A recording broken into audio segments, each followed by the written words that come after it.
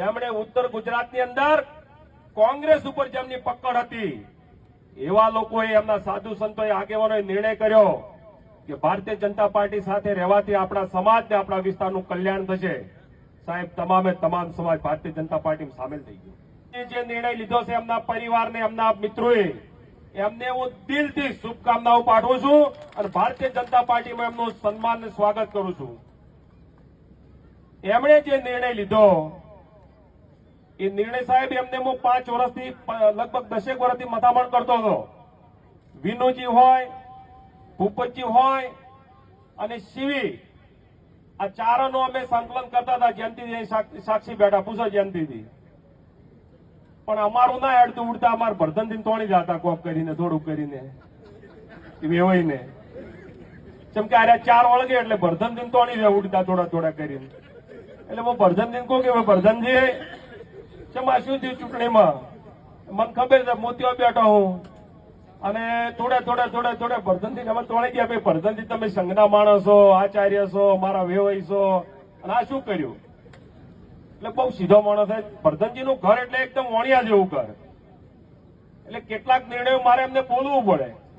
સરપંચની ચૂંટણી લડવા નીકળ્યા એટલે મેં એમને કીધું, મેં એક વેવાઈ લડે છે, એક ખરડોમાં વેવાઈ લડે છે, અને મેં કીધું આપણે 3 જણા હારશે તો એક નોંધ આવશે કે બધા વેવાઈઓ હાર્યા.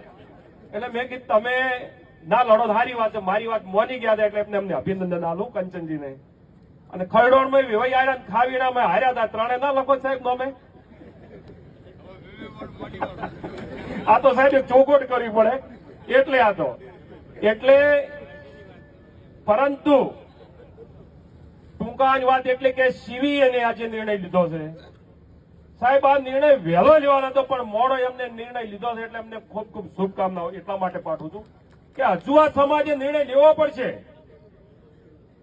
વહેલા મોડું તમે જેટલું મોડું કરો છો એટલું તમને અને તમારા સમાજને, તમારા વિસ્તારને નુકસાન છે.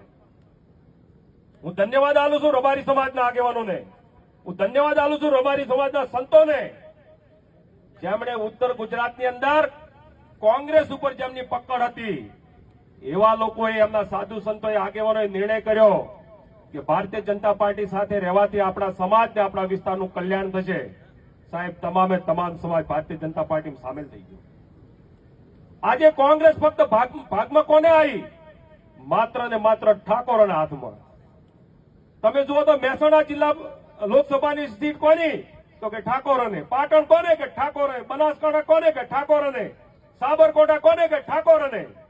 4 લોકસભાની. સાહેબ, એક સમય જયારે કોંગ્રેસનો સિતારો હતો ત્યાં જિલ્લા પંચાયતની ટિકિટ લેવો તો ફોફા હતા. અને અત્યારે તમે જુઓ કોઈ ઉમેદવાર નથી મળતા એટલે ભાગે પડતી મોટા ભાગની ટિકિટો ઠાકોરોને. સાહેબ, ચૂંટણી પત્યા પછી તમે કહેશો કે અમારું ની કોઈ અબળતું નથી, ફક્ત ઓગળી ઊંચી કરવા માટે રાશા છે. તો હજુ મારી તમને એક વિનંતી છે કે જાગ્યા ત્યારથી સવાર, જો તમને કદાચ ભાજપ સાથે કોઈ તકલીફ હોય તો આવો, અમે તમારી સાથે બેઠા છો. ભાજપમાં કોઈ તકલીફ નથી. એ તમામ સમાજોને સાથે લઈને ચાલવાવાળી પાર્ટી છે. તમામ વ્યક્તિઓને સાથે લઈને ચાલે છે. અને તમે જો અમે ટિકિટો આલે, તમે 48 જિલ્લા પંચાયતની જોજો, નાનું મોટી તમામ સમાજોનો ક્યાંક ને ક્યાંક સમાવેશ થયેલો છે. અને તમે કોંગ્રેસનું સર્વૈયું કાઢજો 48 નું, તો મોટા ભાગની ટિકિટો તમે જોજો.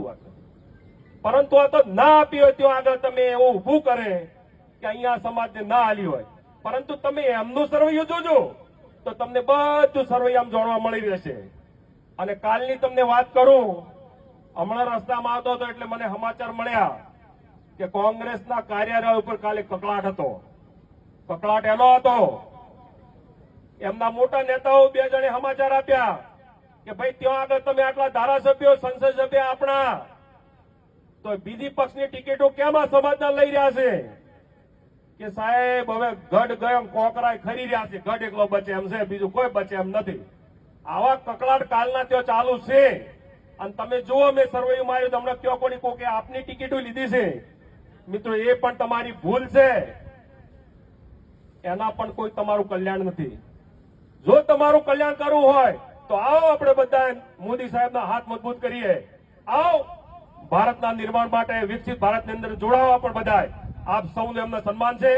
આજે વધુ સમય થઈ ગયો છે એટલે આપણે બીજા આગેવાનોને સાંભળવા માટે હું મારી વાતને ટૂંકાવું છું. અસ્તુ ભારત.